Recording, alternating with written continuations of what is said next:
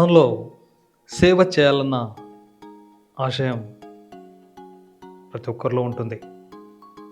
కానీ అందరూ సేవ చేయలేరు. అందరికీ సాధ్యం కాదు. కొందరికి మాత్రమే సేవలు చేయడం సాధ్యమవుతుంది. అది దైవ సేవైనా, ప్రజాసేవైనా. మరి అటు దైవ సేవను, ఇటు ప్రజాసేవను రెండింటిని కలుపుతూ ముందుకు వెళ్ళడం అంటే ఆ వ్యక్తిలో అద్భుత శక్తులు ఉన్నాయని చెప్పవచ్చు. సాధారణంగా ప్రతి మనిషిలోనూ ఎన్నో సుగుణాలు ఉంటాయి, దుర్గుణాలు ఉంటాయి. కానీ అన్నిటిని మించి మతం కంటే విన్నగా మానవత్వం అంటూ సాటి మానవుని ప్రేమించడం, సాటి ప్రజలను, సాటి మానవులను వారికి తమ వంతు సేవలు అందించడం కొందరికి సాధ్యమవుతుంది. అందుకే సేవామూర్తులందరూ కూడా ప్రపంచంలో చాలా ప్రఖ్యాతిగాంచారు. కోట్ల సంపద ఉన్న కేవలం తమకున్న దాన గుణంతో, సేవా గుణంతో ప్రపంచంలో అత్యంత శక్తివంతులుగా కీర్తి ప్రతిష్టలు సాధించిన మహానుభావులు ఎందరో ఉన్నారు. మరి అలాంటి వారిలో మనం భారతదేశానికి సంబంధించి మదర్ తెరీసాను చెప్పుకోవచ్చు, అలాగే రతన్ టాటాను చెప్పుకోవచ్చు, మరికొందరి పేర్లను కూడా చెప్పుకోవచ్చు.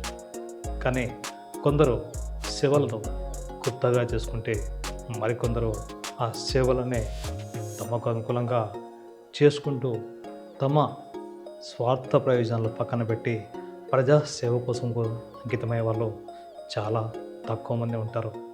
అటువంటి వారిలో నంద్యాల జిల్లా కేంద్రానికి చెందిన అభిరుచి మధు ఒకరు. సాధారణ వ్యక్తి నుంచి ఇప్పుడు నంద్యాల బీజేపీ ఇన్ఛార్జిగా, కన్వీనర్గా బాధ్యతలు చేపట్టిన అభిరుచి మధు సేవాగుణం ఏమిటో నంద్యాల ప్రాంత ప్రజలందరికీ తెలిసిందే. ప్రస్తుతం భారతీయ జనతా పార్టీ నంద్యాల అసెంబ్లీ నియోజకవర్గ కన్వీనర్గా ఉన్నప్పటికీ అంతకుముందే దాదాపుగా 20 ఏళ్ల నుంచి ప్రజలు మమేకమై తన సేవా కార్యక్రమాలను చేసుకుంటూ ముందుకు వెళ్తున్నారు. ఏ రోజు కూడా రాజకీయ పార్టీల ప్రమేయం లేకుండా తన సేవలను ముందుకు కొనసాగించారు. అందుకు ఉదాహరణే కుల మతాలకు అతీతంగా అటు క్రైస్తవ సోదరులు కానీ, ఇటు ముస్లిం సోదరులు కానీ, అటు హిందూ సోదరులు కానీ అందరినీ కలుపుకుంటూ ప్రతి పండుగలో తనకంటూ ప్రత్యేకత గుర్తు తెచ్చుకునే విధంగా ఆయన చేసిన సేవలు ఇప్పటికే గ్రామీణ ప్రాంతాలు, పట్టణ ప్రాంతాల ప్రజలు సైతం గుర్తు చేసుకుంటారు. మరి ఇప్పుడు అభిరుచి మధు ఇటీవల చేసినటువంటి కార్యక్రమాలు ఎన్నో ప్రజలను ఆకర్షించాయి. అందులో ఒకటి ఆలయాలకు తమ వంతు ఆర్థిక సహాయం అందించడం. ముఖ్యంగా నంద్యాల జిల్లా కేంద్రంలోని భరతమాత గుడి ఆలయానికి ₹1,00,000 విరాళం అందజేశారు నంద్యాల బీజేపీ కన్వీనర్ అభిరుచి మధు. భరతమాత గుడికి విరాళం ఇవ్వాలంటే భారతీయుడిగా, భరతమాత బిడ్డగా తన వంతు అందించిన సహాయం కేవలం పూర్త సహాయమే అంటారు అభిరుచి మధు. అదేవిధంగా మరి హిందువులకు అత్యంత పవిత్రమైనటువంటి గోమాతలకు సైతం తన వంతు ఆర్థిక సహాయం అందించారు.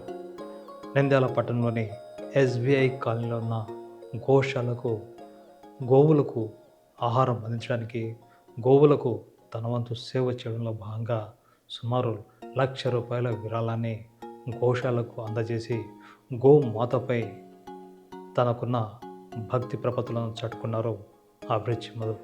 అంతేకాదు, మరి ఇలా చెప్పుకుంటే మసీదులకు, ఆలయాలకు సైతం, చర్చిలకు సైతం మరి విరాళాలు ఇచ్చిన ఘనత చాలానే ఉంది.